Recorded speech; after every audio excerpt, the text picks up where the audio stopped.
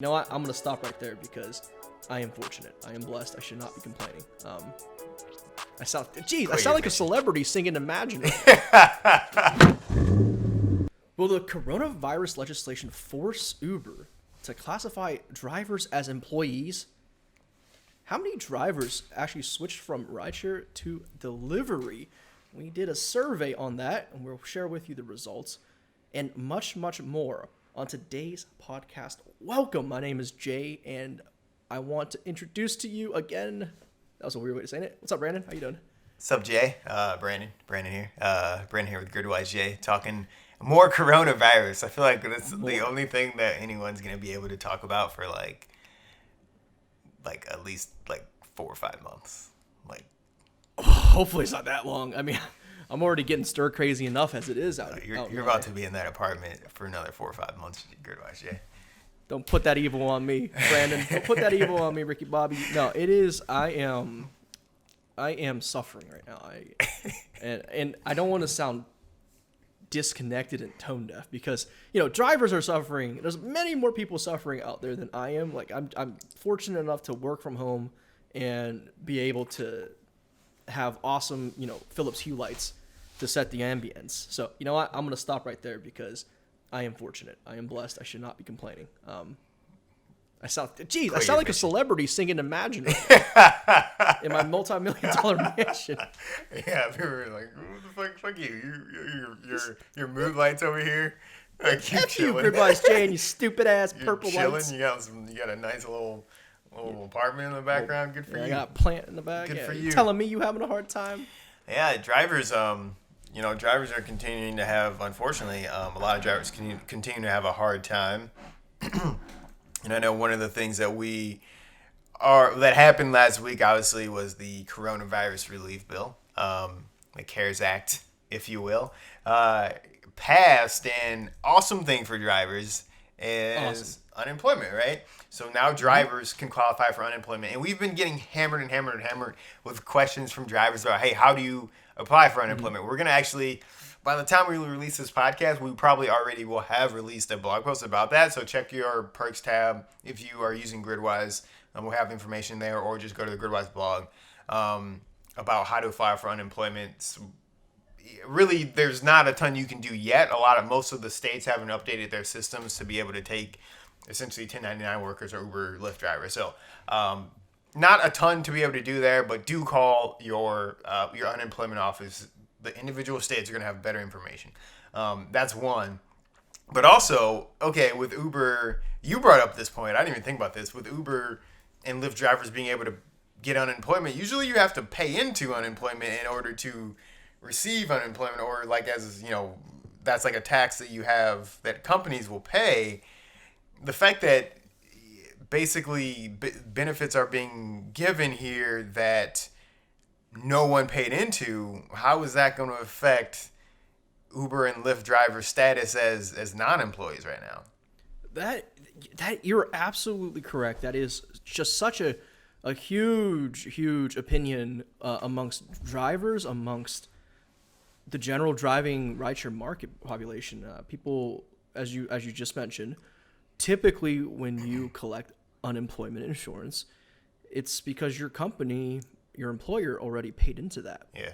You yourself don't pay federal unemployment. I believe it's called the FATU tax item. That's your employer's responsibility.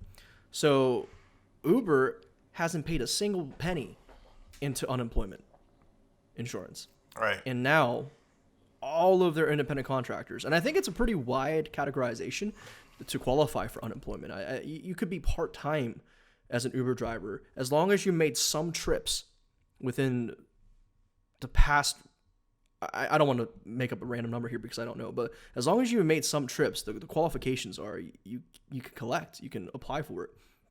So super curious as to how Uncle Sam, once this is all over, is going to respond to this. Yeah.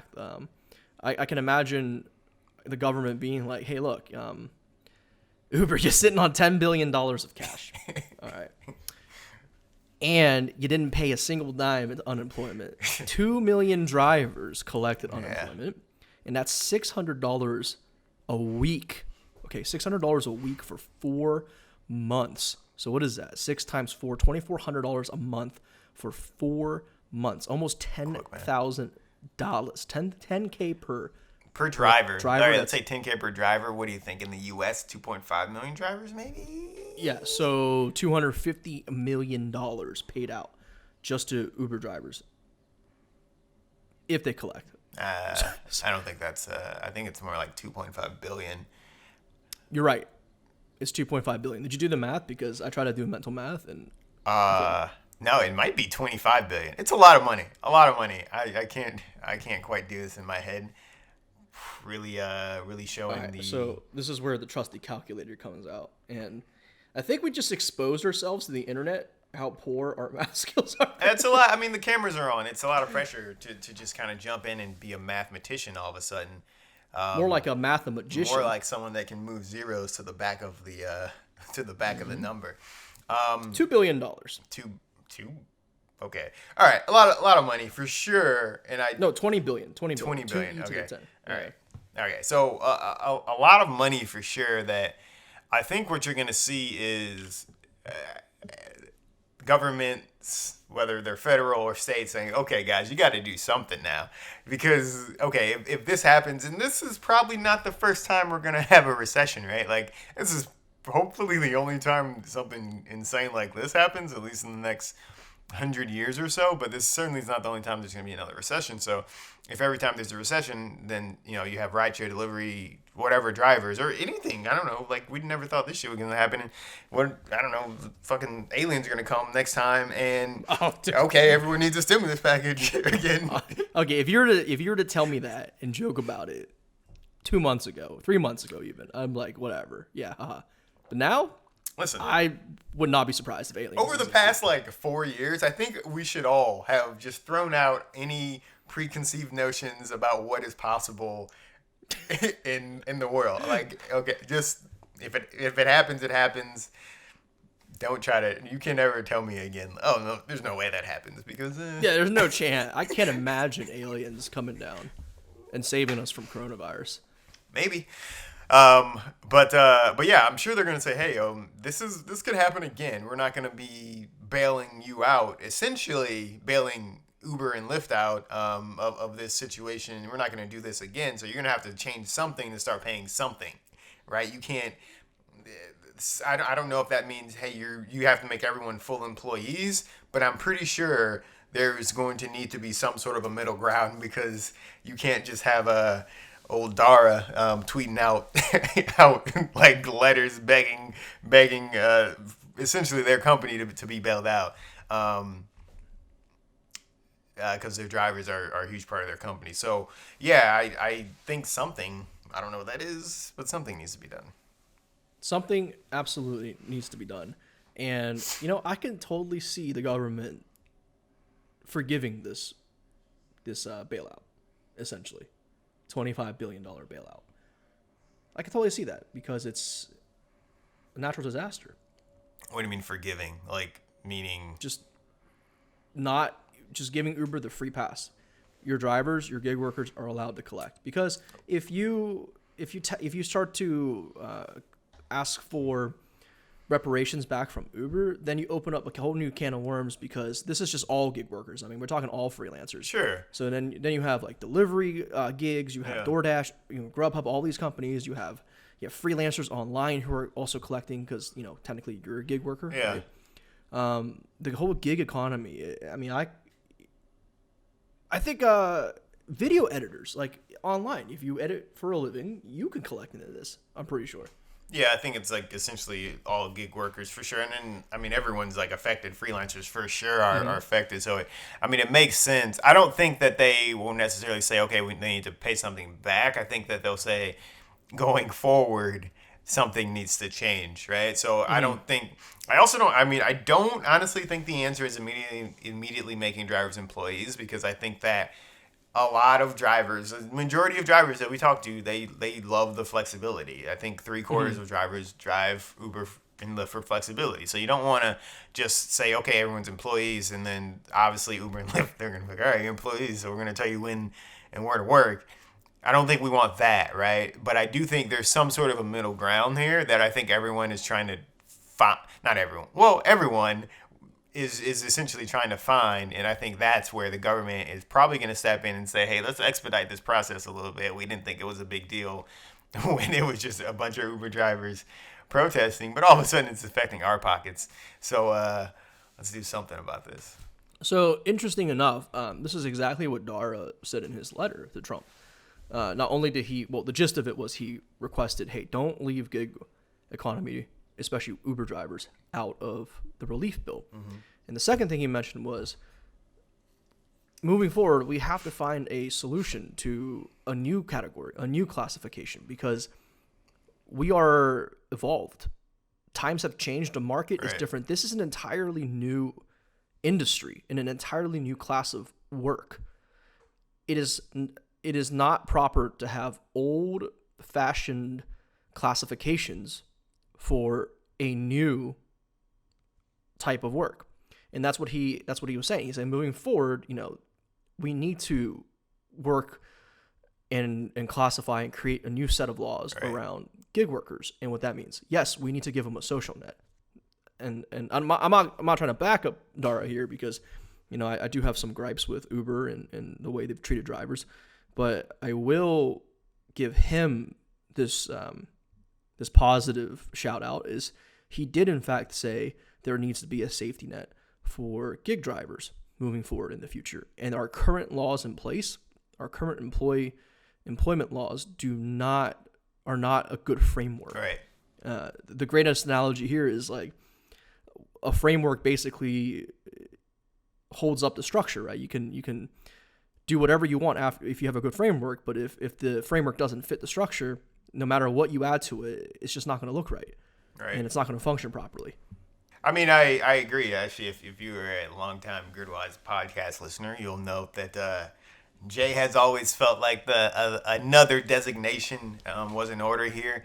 Can't just be employees, can't just be non-employees. There has to be some sort of a middle ground. And yeah, I mean, I think this is just going to, again, expedite this process. And governments, again, they were getting involved before, but now that they are seeing like, okay, holy shit, this is actually could really turn bad here. They're going to kind of expedite the process. So I think we'll see. Mm-hmm. I think we'll see further talks about this.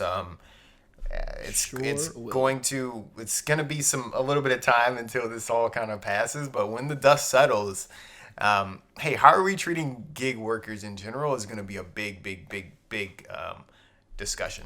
It's going to be how every company treats gig workers. I mean, Mark Cuban even said this, and this wasn't towards gig workers. Mark Cuban, the billionaire himself, said companies, what they do today for their employees and for the people that depend on them to make a living, what they do today will determine their brand for decades to come. Oh yeah. Decades to come. Absolutely. You're going to have, and we talked about this last podcast about, hey, Uber and Lyft, you guys have a great opportunity to really kind of win back a ton of goodwill here. I think they're doing an okay job. I don't think they're quite knocking things out of the park yet, but a lot of companies like airlines, all of pretty much the whole across the industry, their CEOs have taken massive pay cuts because they got paid massive amounts of money before, but they've taken huge pay cuts, and they've been doing their best to try to keep their employees instead of just immediately laying off or furloughing their employees. But then you have like a Marriott who just let go of they just furloughed 130,000 workers. So people are going to remember that next time they're booking a hotel. And those people that remember it today are going to be the age group that are highest spending, that are basically generating all the wealth. Yep. And that is the Millennial Cohort and the Generation Z that's coming up into the workforce. That's it's going to be that's why this downturn I'm a little bit more I feel like it once we get past all this, and hopefully it ends up not taking too long to kind of move past everything, I feel pretty confident that we'll bounce back decently quick, not like what had in 2008, just because I think a lot of companies are doing as much as they can to keep employees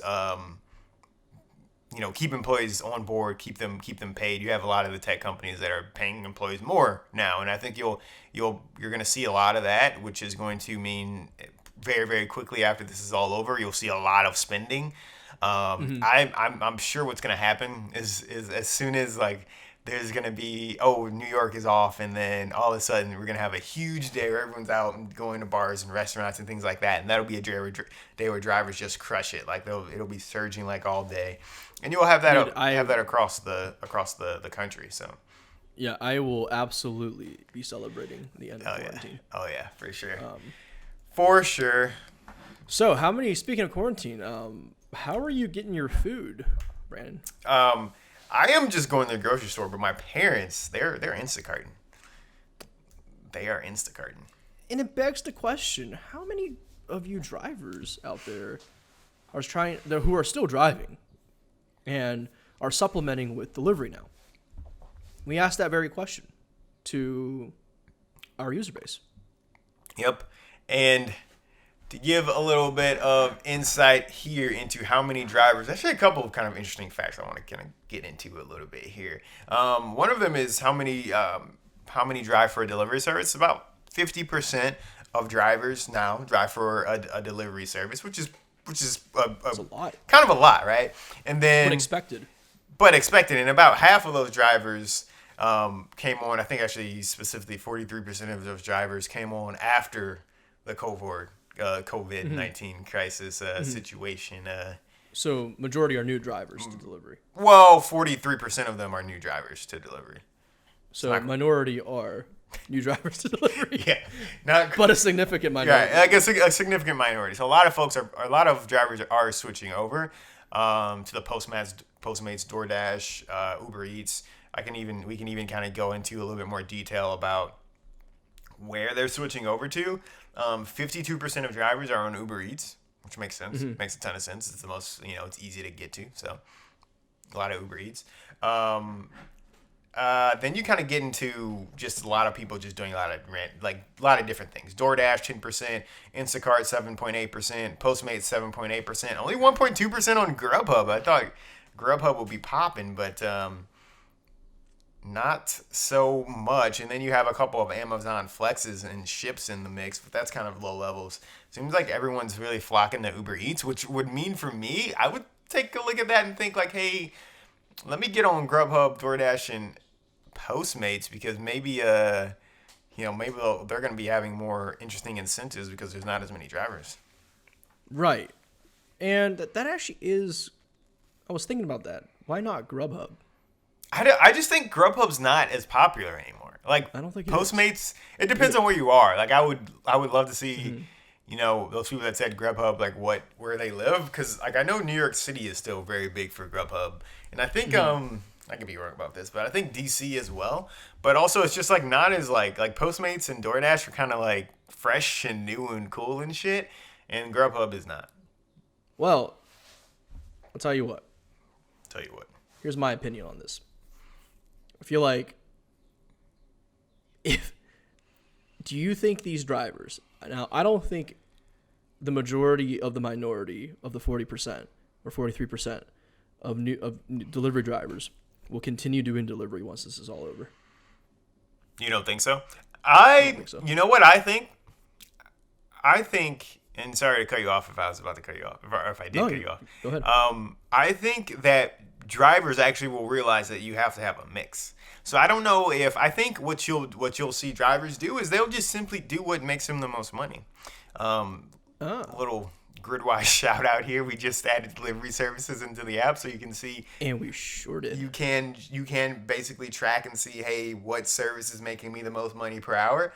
I think drivers are going to simply say, oh, Postmates is making me more, so I'm just going to do that. Unless you really just fucking hate Postmates or something like that. Then maybe not.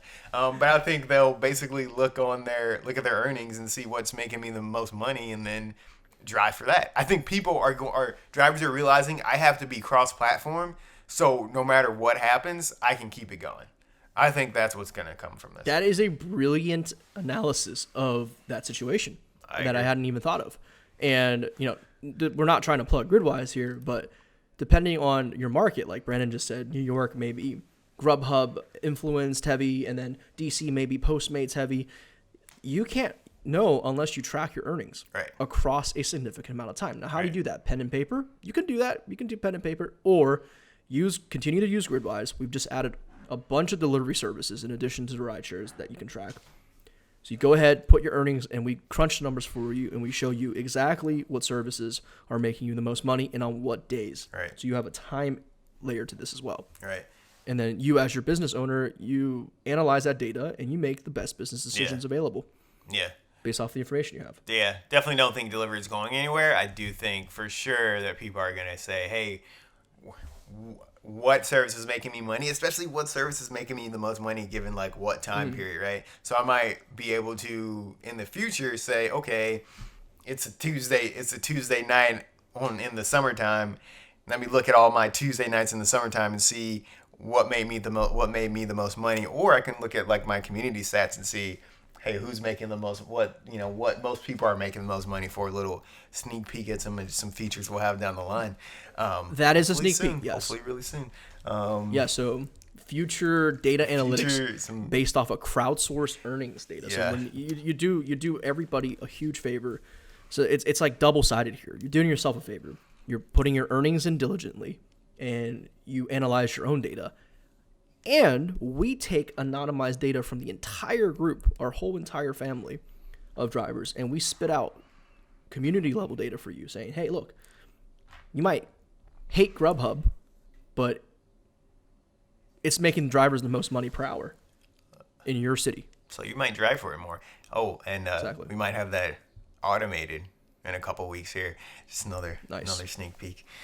Sneak peeks all around here. Automated automated earnings tracking. That could be pretty. See these little golden nuggets cool of great if information. You watch the podcast. Exactly. Yeah. Here's another little nugget here. Interesting things, because we also asked, hey guys, where are you driving? Where the fuck are people going in the middle of this pandemic? Like, there are a lot of drivers still on the road, but what exactly are they doing? How are they getting rides? We have the answers. And the majority, 55% of people that are still on the road are getting to work.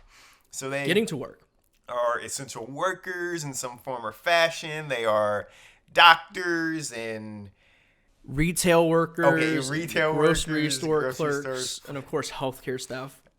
A couple people that work at GameStop. I think GameStop is still open last time I checked. And well, I think they're going out of business. They're closing all their stores. Ooh, so maybe they're not. This was the nail in the coffin. But also the second category, believe it or not, are people getting groceries. People getting groceries. 27.3% of people still on the road are doing that to get groceries, which... You know what grinds my gears? What grinds your gears? People using Ubers for groceries. That's... Grinds my gears, dude. Why? I totally get it. I did that like one time, and I felt like the biggest asshole. You know what? I can't believe you never told me. Man, I felt horrible about it. The entire time calling it, putting stuff in the car, getting dropped off 4 minutes later. Did you tip? Probably not. You know what? That's probably one of the times where I got a really bad rating, and that's why I only have a 4.84 right now. I don't know if we want to be exposing further. Should we cut this out of the podcast? Honesty is the best policy. That's true. All right, drivers that you're listening to this, let me know in the comments section how much you hate Brandon. Probably quite a bit, but yeah, 27.3% of folks going to the grocery store, another 7.4% going to the airport, 4.7% going to the hospital, which is a little bit scary. It's like, what do you mean? What are you going to the hospital for? It's like, not only, okay, look, if I'm still driving, which I'm not, and I'm doing Uber, I would not want to do deliveries. Excuse me, I would not want to pick up groceries. And also, I would not want to deliver people to the hospital. Yeah. But that's almost half of yeah. That in the airport, because people have still got to go to the airport. Which is surprisingly, I think capacity is now at 10 or 15%. It's low. So that's So our airport tracker still works. It's just not as it's a very fluid situation. So you got to take it with a grain of salt, drivers out there. I mean, the trends are right. Yeah, I mean the data is very much in line with what's going on. It's maybe not be one for one accurate. That's very, very hard to do, especially given like the legal atmosphere that we need to the laws that we need to abide by. But it's definitely still as accurate as you can get. So still getting use out of it. It's just like, listen, yeah, there's only 5 people a flight. So it's just, yeah, it's a little bit, exactly. It's a little tougher. And it's not as granular as it was before, but it still shows you the up and downs of the trends. So you just got to play it smart, drivers. You have to use that knowledge in addition to how many people are waiting in line and adapt. You have to adapt if you're still doing those trips. Now, I want to say I am not for drivers going out and risking infection by driving. Well, this is like interesting and something that we said we were going to talk about last time, but we didn't actually talk about, being like the overall efficacy of driving right now. And it's like I see a lot of, because I'm in like all the Facebook groups, and I see a lot of people like really mad at drivers that are out on the road. And I can kind of like see, okay, I obviously can see why you wouldn't be out on the road, and I can see why you would be angry at a driver that's out on the road. But at the same time, like, listen, if your rent is due in a couple of weeks, or just like if you're trying to eat, you know, like those stimulus checks aren't coming for a couple of weeks now. Like, dude, yes, like some people gotta eat. We gotta eat. Like, you gotta eat out here. Like, people are like, stay home. Still, like, stay home. It's not like what exactly. It's just, and unemployment checks aren't gonna come for. No, they're not. Like, it just passed. Again, it just passed. Like, all the companies, all the states have to update all their stuff. They're getting hammered all the time. There was like 4 million people last week that applied for unemployment. So no, shit's not just gonna. It's not gonna just like happen. So So cut your drivers some slack. Cut drivers some slack. If you're on the road, like. Yeah, if you have a part-time job that covers, or if you're working full-time and you were doing Uber as a side hustle, dude, you have no bearing to tell someone who's doing this full-time, because you have a financial safety net still. They don't. Yes. They have to do exactly. This. It's like a lot of drivers have zero choice. They would love to be chilling at their house. This is kind of what makes me mad about like celebrities just like saying shit. Like, shut the fuck up. You don't know. You are like in like your own, like your $1 billion house over here telling people to stay home. Like, that's you literally never. I don't want to hear from any celebrities about this. Like, don't say anything. It's amazing. Don't say anything, because this is. Don't say anything. You don't get the vibes. You don't get the speech. Yeah. Like, you are so fortunate. You are at the top of the food chain. Yeah. How dare you? How dare you say we're in this together? No. We ain't in this together. No, let me go stay at your house, or just pay my rent for a couple months. We can even do that. Get out of here. Now you know how I feel at the start of this video when I was complaining a little bit. Get out of here. Come on.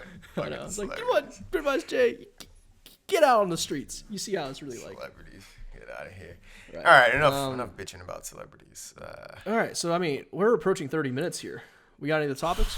We were gonna. I mean, one of the things that we did want to talk about real quick is just like, hey, how easy or how exactly are Uber, like, how do you even get sick pay, right? So Uber and Lyft, they have like these sick pay plans for drivers that contract COVID-19. Essentially, just want to kind of run down a little bit of a list, because we have a document from our partner Cover, who is starting to do some really cool stuff in terms of helping drivers through this time. So be on the look out for some of that stuff. But essentially, in terms of how much, a lot of drivers are asking, hey, how much are you going to get if you do get like this sick pay? If you your funds are based on, if you do contract COVID-19. Your funds are essentially from Uber. They are based on your average daily earnings, right? Over the past 6 months, and then they will essentially pay you 14 days of those average daily earnings, right? So I don't know why they broke it down into daily earnings as opposed to weekly earnings.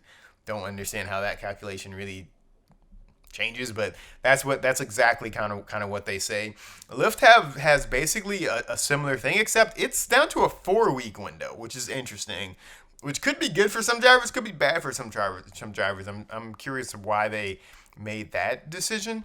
Yeah, the Lyft uses a 4-week window, and then the amount of funds, I'm assuming they pay out 14 days or 2 weeks worth. But I know for a fact one of our drivers told me that they contracted COVID-19. They were driving for Lyft, and they only had got a week worth of pay.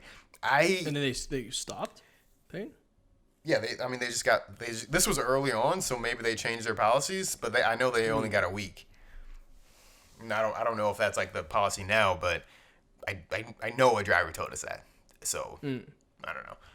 We'll basically see. But I mean, for both of these, you essentially need to have a diagnosis of COVID-19 or be in self-quarantine as directed by some sort of a health authority. I'm sure you have to have some sort of a note or something like that about that.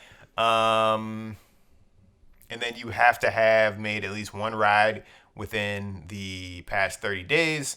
And then to be able to make this claim, you just have to, within 30 days of your diagnosis or your self-quarantine, you just have to submit a claim.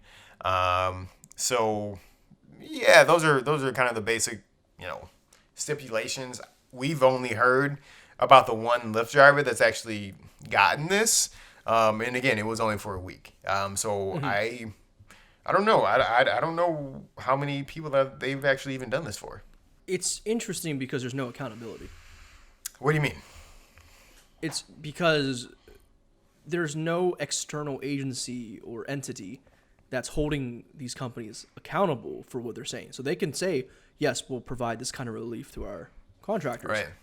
Not follow through with it and have no repercussions. Well, I mean, the repercussions there are going to be kind of public. It's their word against drivers' words. Well, absolutely. Absolutely. But I mean, in today's day and age of Twitter, like if a driver jumps on Twitter and is like, hey, Uber is over here trying to screw me out of my sick pay. I haven't got anything. Here's my diagnosis and all this good stuff. Especially if that gets on like the news or something like that, that's going to be a huge problem for either of these companies. They will be crucified. Any company will be crucified for that. So I'm not saying that doesn't happen, but I am saying, hey, drivers, if this is something that you're hearing, let us know. Let as many people know as possible. And I am sure that shit will get cleared right up because Uber does not want that kind of smoke. So, not saying it doesn't happen, but be loud about it if you're hearing, if that's what you're experiencing.